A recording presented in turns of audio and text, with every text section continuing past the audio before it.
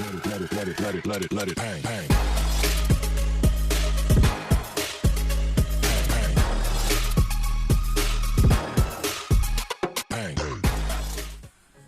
নমস্কার বন্ধুরা, আজকে আমি দেখাচ্ছি থোড়ের তরকারি।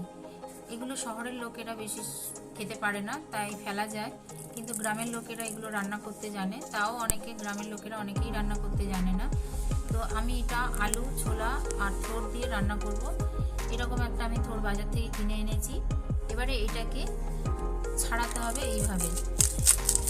যারা নতুন তারা অনেকেই জানো না কীভাবে ছাড়িয়ে রান্না করতে হয়। তো আমি ছাড়ানো থেকে শুরু করে সবই দেখিয়ে দিচ্ছি। দেখো, এইভাবে ছাড়ালে এটা পুরো ছেড়ে যাবে।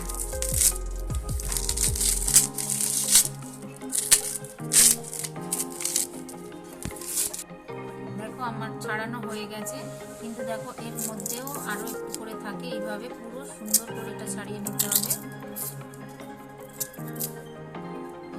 আর ছাড়ছে না, তার মানে বুঝে নিতে হবে এটা ছাড়ানো হয়ে গেছে। এবারে আমি এটাকে টুকরো করে করে কেটে নেব।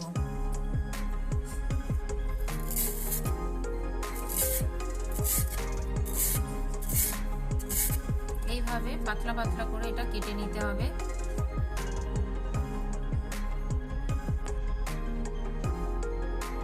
এবারে এর মধ্যে দেখবে এক ধরনের সুতো থাকে, এরকম করে ছাড়ালে দেখো সুতো, এই সুতোগুলোকে আস্তে করে এইভাবে আঙুলে জড়িয়ে জড়িয়ে এগুলো ছাড়িয়ে নিতে হবে সুতোগুলো। তবে এটা হচ্ছে একদম কচি থোড়, সেই কারণে সুতোটা কম আছে।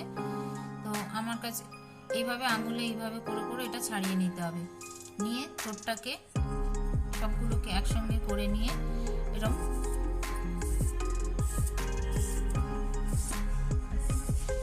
দেখো একদম এরকম ফাইন করে করে এটা কেটে নিতে হবে। পুরো থোড়টাকে এইভাবে ফাইন করে করে কেটে নিতে হবে। কিন্তু তার আগে দেখবে সুতোটা কিন্তু বার করে নেবে, না হলে পুরো জড়িয়ে তরকারিটার মধ্যে ডালা ডালা হয়ে থাকবে, ভালো লাগবে না। আমি এর সঙ্গে একটু আলু দেব। তো আলুটাকে আমি এইভাবে ছাড়িয়ে নেব। ছাড়িয়ে নিয়ে ভালো করে এটা খোসা ছাড়িয়ে নিয়ে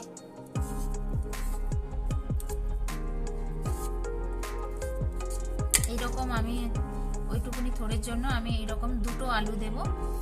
এই আলুটাকে আমি একদম ছোট ছোট করে কেটে নেব। এইভাবে আমি ছোট ছোট করে কেটে নেব। আর যে থোড়টা আমি কেটেছি সেই থোড়টাকে একটা বাটির মধ্যে ভালো করে অল্প নুন দিয়ে চটকে নিতে হবে। আমি এটা পরে দেখাচ্ছি। পুরো আলুটা আমি কেটে নিয়ে আমি দেখাচ্ছি কিভাবে করতে হবে। দেখো, আমার থোড়টা পুরো কাটা হয়ে গেছে। এবারে আমি এর মধ্যে এরকম সামান্য একটু নুন ছড়িয়ে দিচ্ছি। দিয়ে এবারে এটাকে ভালো করে এইভাবে চটকে চটকে নিতে হবে। নেওয়ার ফলে এইটার ভেতর থেকে একটা কালো রঙের জল বেরোবে। এইভাবে এটা খানিকক্ষণ চটকে আমি এইভাবে রেখে দিচ্ছি। একটু মজে গেলে এটার থেকে একটু জল, যে জলটা কালো রঙের বেরোবে সেটাকে আমি নিংড়ে নেব। এটা আমি যে নুন মাখিয়ে একটুখানির জন্য রেখেছিলাম 5 মিনিটের মতো, দেখো এটাকে চাপলেই দেখো কত জল বেরোবে। এই জলটা এর বার করে নিতে হবে। এইভাবে নিংড়ে পুরো জলটা এর বার করে নিতে হবে। দিয়ে আলাদা করে এটা আমি একটা বাটিতে রেখে দিচ্ছি। এইভাবে এটাকে পুরোটাই নিংড়ে এরকম বার করে নিতে হবে। এবারে আমি কড়ার মধ্যে সর্ষের তেল দিয়ে দিয়েছি। এবারে তার মধ্যে আমি একটা শুকনো লঙ্কা কেটে ফোড়ন দিয়ে দিলাম। একটু 5 ফোড়ন দিয়ে দিচ্ছি।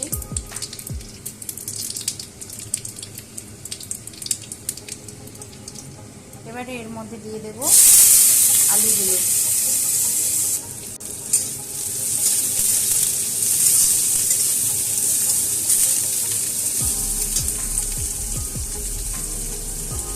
আলুটা খানিকক্ষণ নাড়াচাড়া করার পরে আমি দিয়ে দিচ্ছি আমার ছোলা।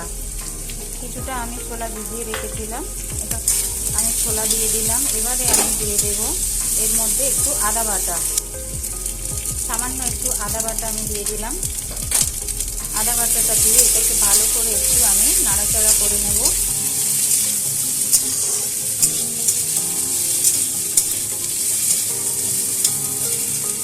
এবারে এর মধ্যে দিয়ে দিচ্ছি নিংড়ে রাখা সেই থোরটা দিয়ে আমি ভালো করে নাড়াচাড়া করব। এবারে এর মধ্যে খানিকক্ষণ নাড়াচাড়া করার পরেই আমি এর মধ্যে দিচ্ছি একটু হলুদ গুঁড়ো,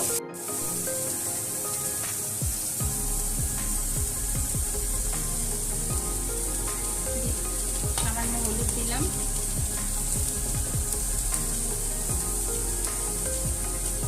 ধনে গুঁড়ো,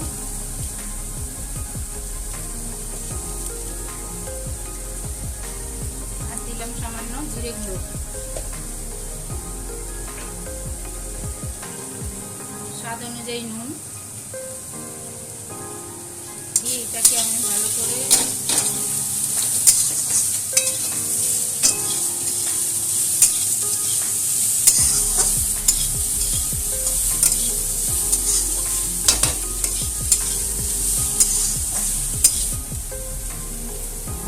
মশলাটাকে কষিয়ে নিয়ে আমি এর মধ্যে দিয়ে দিচ্ছি জল। মশলাটা ততক্ষণ কষাবে যতক্ষণ মশলার গন্ধটা চলে না যাচ্ছে, ততক্ষণ পর্যন্ত মশলাটা কিন্তু ভালো করে কষিয়ে নিতে হবে। এবারে আমি এর মধ্যে সামান্য জল দিলাম, দিয়ে আমি এটাকে ঢাকা দিয়ে দেব।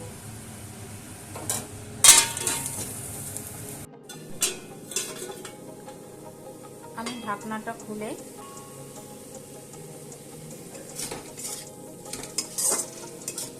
নাড়াচাড়া করে দেখলাম তরকারিটা আমার হয়ে গেছে। দেখো আলুটা আমার হয়ে গেছে, সেদ্ধ হয়ে গেছে আলু। এবারে এর মধ্যে আমি দিয়ে দেব, গ্যাসটা কিন্তু এতক্ষণ ধরে আমার মিডিয়াম আঁচে চলছিল, সবাই তাই করবে। এবারে আমি এর মধ্যে দিয়ে দিচ্ছি সামান্য পরিমাণ চিনি। আমি প্রায় 4 চামচের 1 চামচ মতো আমি এর মধ্যে চিনি দিয়ে দিলাম। দিয়ে এটাকে ভালো করে মিশিয়ে নিতে হবে।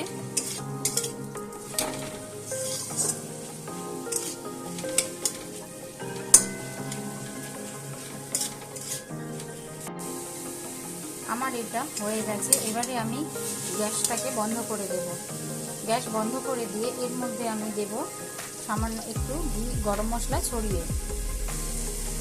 দেখো এগুলো হচ্ছে আইসক্রিমের যে চামচ পাওয়া যায়, আমি সেই চামচগুলো আমার গরম মশলার কৌটোর মধ্যে রেখেছি। তো তার মধ্যে এই গরম মশলাটা আমি এর মধ্যে দিয়ে দিলাম। ঠিক ওই আইসক্রিম চামচের আমি এরকম 1 চামচ একদম ভর্তি করে আমি ঘি নিয়ে নিলাম। এবারে এটাকে আমি ভালোভাবে মিশিয়ে নেব।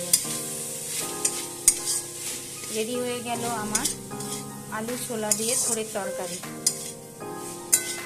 এইভাবে ভালো করে মিশিয়ে নিলাম। বন্ধুরা লাইক, কমেন্ট, শেয়ার করতে ভুলো না এবং আমার চ্যানেলটাকে সাবস্ক্রাইব করো। Tata bye. কেমন লাগলো কমেন্ট বক্সে, রান্না করে খেয়ে কমেন্ট বক্সে লিখে জানাবে।